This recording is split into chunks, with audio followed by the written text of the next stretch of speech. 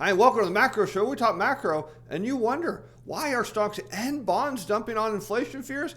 Well, I'm sure you think it's pretty obvious why bonds are falling on inflation fears, but let me tell you, we're going to change your mind on that in today's show. Completely change your mind. If you think that it's normal for bonds to tank during high CPI prints, oh, you're in for a surprise. But we'll definitely talk about that and why stocks are. We got economic data, Treasury auctions. We're going to, of course, go over the consumer price index, take out a look at the Cleveland CPI, but you didn't know that was out there. And we're going to look at some long-term relationships between CPI and Treasury yields. Again, we'll change your whole mind on what is to come.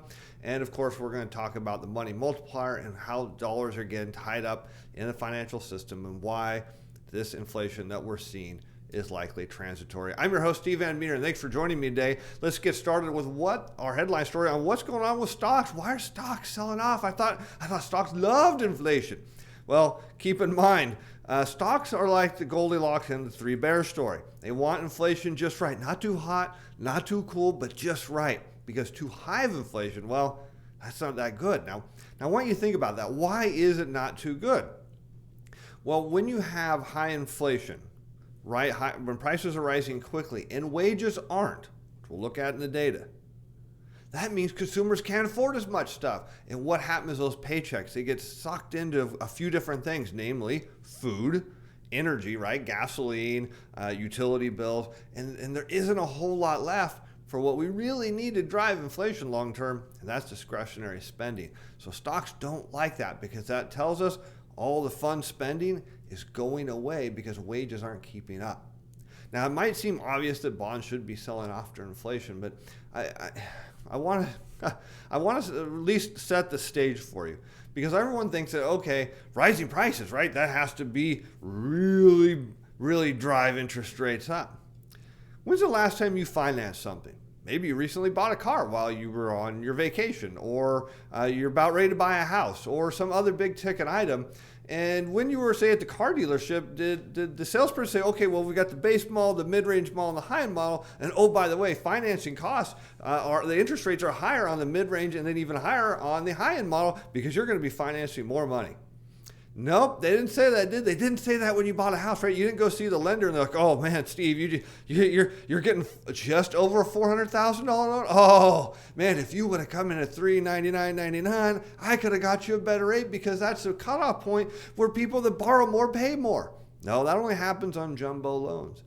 Same thing in electronics, right? You go buy a TV or something else and you finance it. You don't pay more interest because you borrow more. In fact, in some cases, you pay less because the margins are bigger on higher ticket items. So they'll incentivize you. Hey, you want to buy the low-end junk model? You can, but the rate's a little higher. But if you could step up a bit, boy, we've got a special promotion for you. So keep in mind this whole notion that higher interest rates come along with higher prices, not seen in the real world. In fact, what you're going to learn in today's show is why actually the opposite is going to happen. Let's take a look at the economic data. And again, if you're tuning in for the first time, you're going to be surprised. If you're regular to the show, you know that you learn things that you probably didn't know were true, but you're going to be amazed. All right, let's go back to Monday night. We got CPI data out of China, a miss on the month over month at minus 0.3%. Now, there's no correlation between China CPI and US CPI, but it does tell you that China printed a second deflationary print month over month. I don't know about the month before, but minus 0.5 in March, minus 0.3 in April. CPI went from 0.4 to 0.9% year over year. So in terms of China, you go, well, 0.9 is pretty good. No, it's not. Not for China, it isn't. It's terrible. In fact, if you go and look for China, they should be seeing inflation well into the, say 3 to 4s. And maybe they would like it a little bit higher. So not very good. Producer prices shot up 4.4 to 6.8% year over year. So we're going to see that pass through. And U.S. prices, a question that we should be asking is this going to stick? Is it transitory? The answer is it is transitory. We're in a dollar shortage. We'll get to that. Let's move into Tuesday. I've got some March data here, not too interested in that at the moment. How about small business optimism? And in April went from 98.2 to 99.8. And what that's saying is that small businesses in the U.S. are more optimistic. Now, exactly how optimistic? Are they pre-pandemic optimistic? Well, not quite. They're, the pre-pandemic, you're up in the 104, so we're just under 100. So we're getting there. We're off the lows, but we're not back. And looks like momentum on that is starting to slow down. We'll see how that keeps up. See how long small business owners remain optimistic when all these stimulus checks that have been boosting their sales go away. Let's move on to the Red Book. Year over year retail sales still up 13.3%, slowing. No data on the month over month yet that's worth looking at. How about the job opening and labor turnover surgery survey for March? Now, remember, this is very, very lagged. And you have to keep in mind, in March, do you remember how many people are on unemployment? Somewhere like 18 million people. And there was over 8 million job openings, 8.123 million. And to tell you how good that is, it's a record high. So you have record high job openings at a time where you had near record amount of people on unemployment. So people were not taking these jobs. Now, we've talked about how some people are doing better on unemployment. We talked about how some of these postings are just ads. Some of these postings are to get jobs outside the country for people who can do what we consider here in the U.S. work from home, but for them it's just telecommuting, where they can log in and use the internet to do the same work we're doing. But job openings, massive high, but people lined up to take them? Not so much. How about the 3-year note auction? That was yesterday.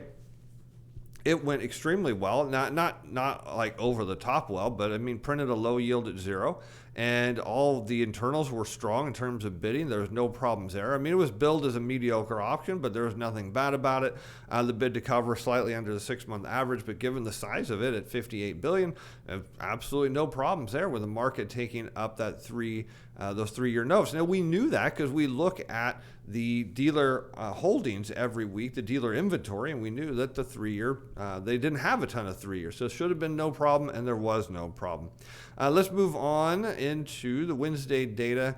A lot of March stuff here yet. Let's see, Great Britain. Looks like things are improving there. Industrial production up month over month. Construction output is up month over month. And manufacturing production is up. So it looks like Great Britain's coming out of lockdown. Numbers are looking good there. How about into Germany? CPI month over month. Big print, 0.7. That's big. And again, if you've looked at today's U.S. CPI, you already know that prints like that are big, bringing the German CPI up from 1.7 to 2.0. You keep running at 0.7, you're going to see this year-over-year number continue to rise. So we're seeing inflation in Germany, but not so much in France. A month-over-month is 0.1, went from 0.6 down to 0.1. That's telling you that if you look at the year-over-year, 1.1 to 1.2, that if the month-over-month stays at around 0.1, the year-over-year is going to trend lower, be disinflationary.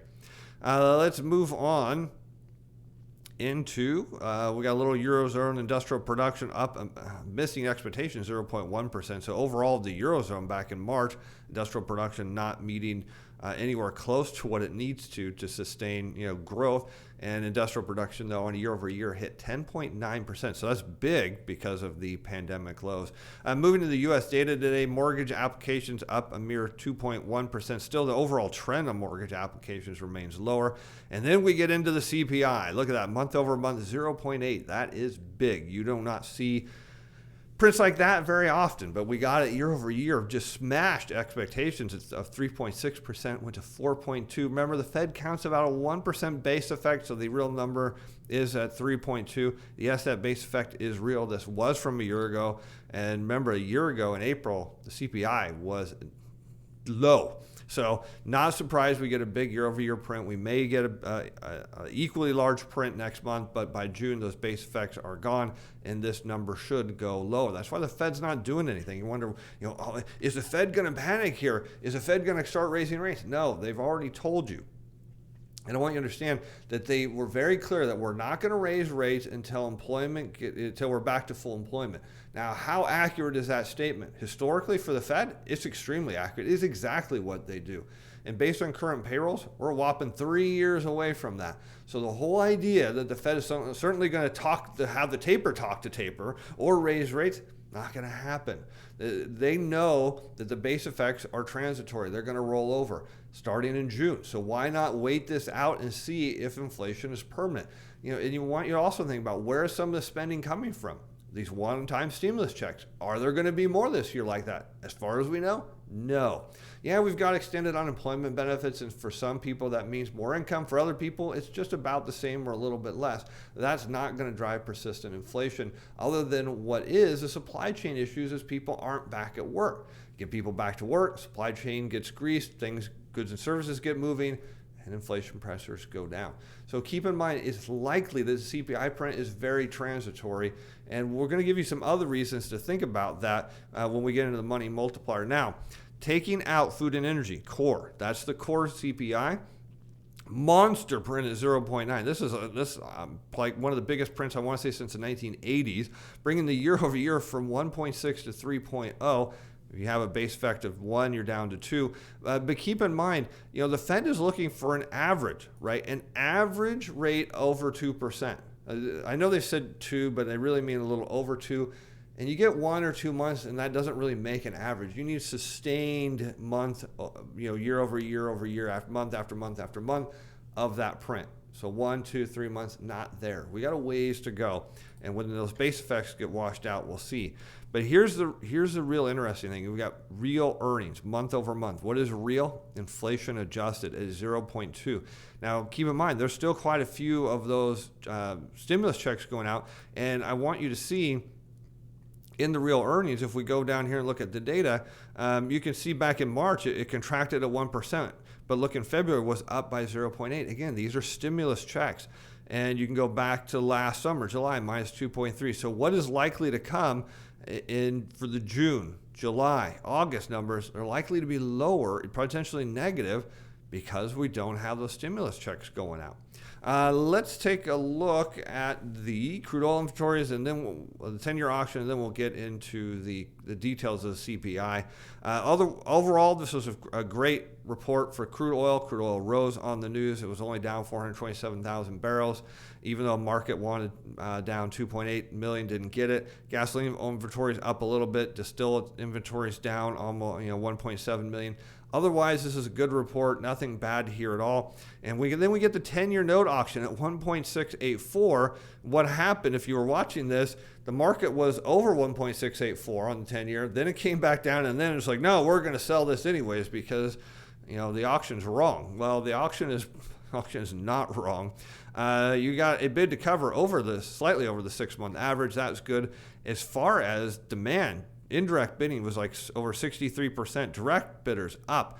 Primary dealers had one of their lower takes in many months. This is overall a fantastic auction.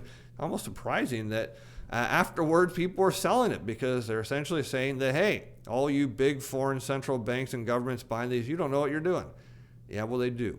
Let's take a look at some of the details of the CPI index. There's some things in here that everyone's not seeing. And what I mean by that is it's possible that the CPI being up 4.2%, that you didn't really feel that entirely. I want to show you why.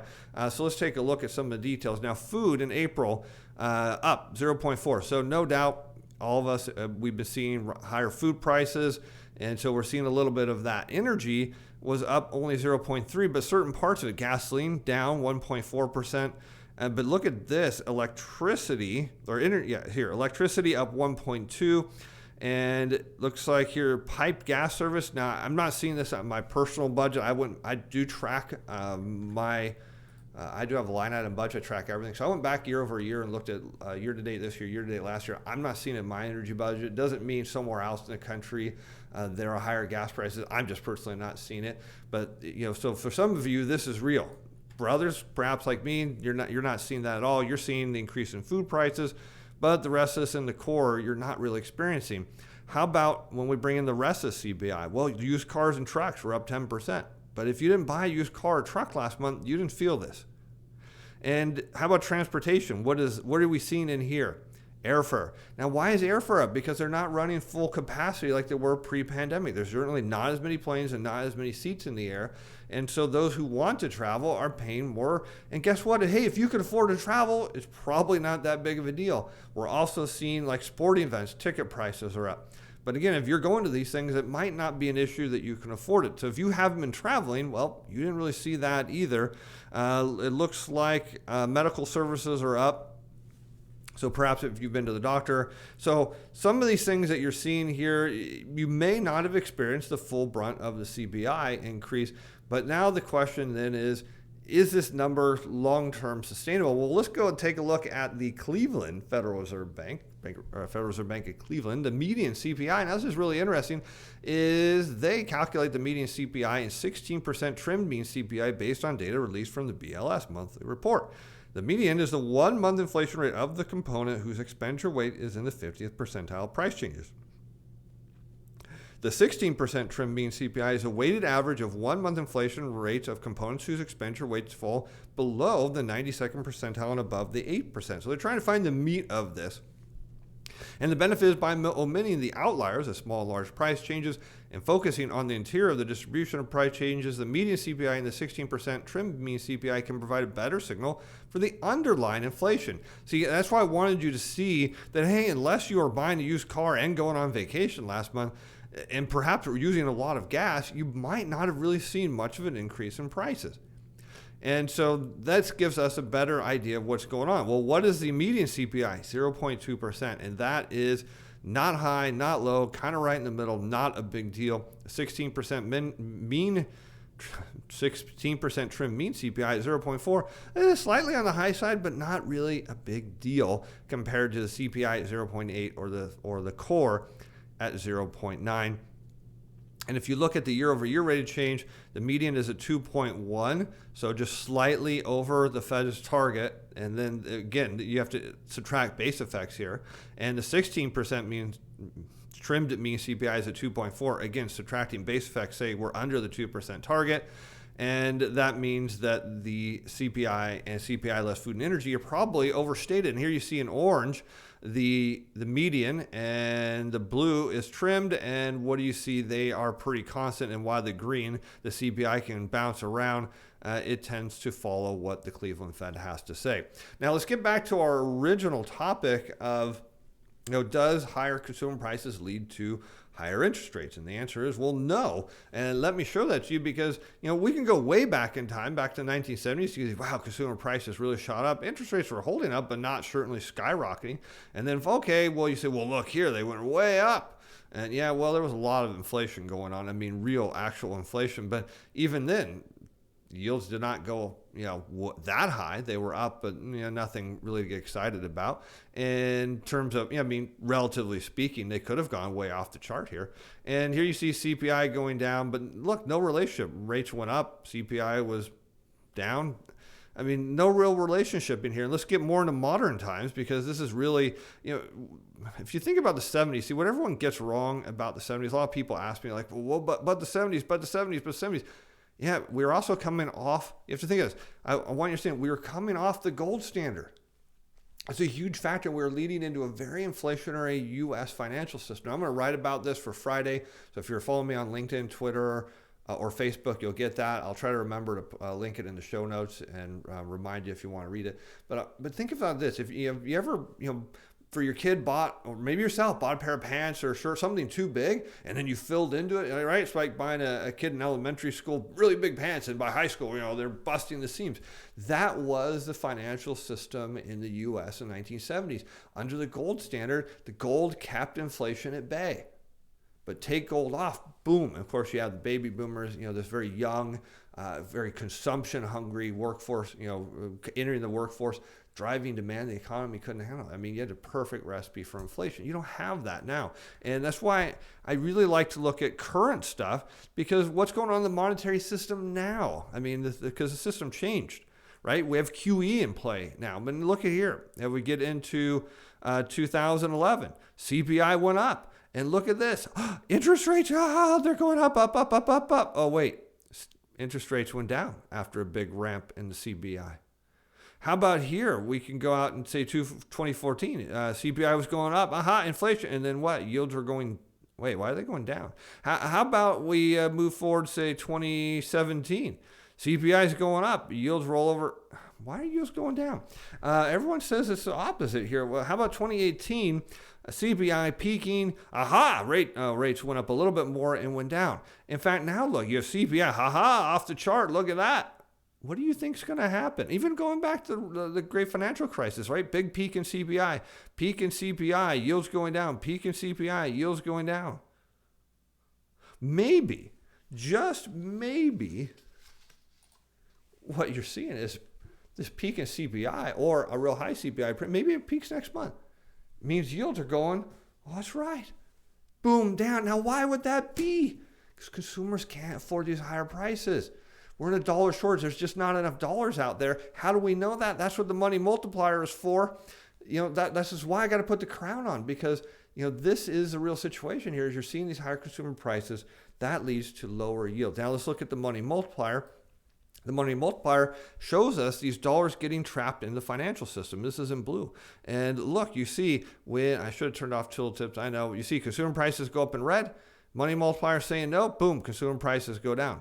Consumer prices rising, money multiplier says no, consumer prices down. CPI up, money multiplier says no. And finally, a money multiplier is like, okay, I'll give you a little bone. Nope. How about now? Nope. How about up here? Is this going to stick? Not a chance. You can see, inflation is going to follow the money multiplier, because when there isn't enough money, when money is trapped in this dollar prison in the financial system, how do you get inflation? You can't. That's why QE matters. That's why if you want to study history, you might as well just only stick on this inflation stuff and the recent stuff during QE, because QE is such a negative impact on all this that it doesn't, going back in the past doesn't matter that much. Anyways, thanks for being fans. Thanks for supporting the show. Now you know why. Higher interest rates? Yeah, that's right. Bond King, baby. Lower Treasury yields. I'll see you on Friday for the macro show. Thanks for watching. Bye now. The content of this video is provided as educational information only. Is not intended to provide investment or other advice. This material is not to be construed as a recommendation or solicitation by or selling a security, financial instrument, or participate in any particular trading strategies. We are prepared by Steven Van Metre. Personal capacity opinions expressed in this video that do not reflect the view of Atlas Financial Advice Inc. or Steven Van Metre Financial.